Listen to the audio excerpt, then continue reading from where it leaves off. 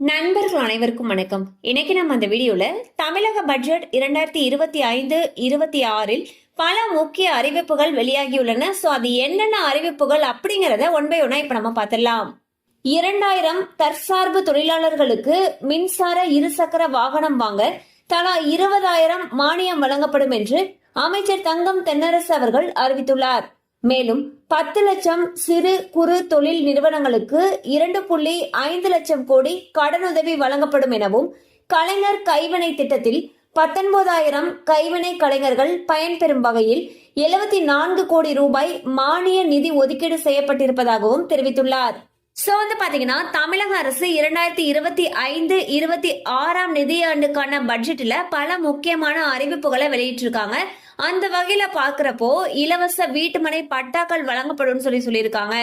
அடுத்து மின்சார இருசக்கர வாகனம் வாங்குறதுக்கு 20,000 ரூபாய் மானியம் வழங்கப்படும். அது மட்டும் இல்லாம கைவினை கலைஞர்கள் சிறு குறு தொழில் செய்யக்கூடிய நிறுவனங்களுக்கு மானியம் வழங்கப்படும் சொல்லியிருக்காங்க. அடுத்து பாத்தீங்கன்னா அரசு ஊழியர்கள், ஆசிரியர்கள் இவர்களுக்கெல்லாம் பல சலுகைகளை அறிவிச்சிருக்காங்க.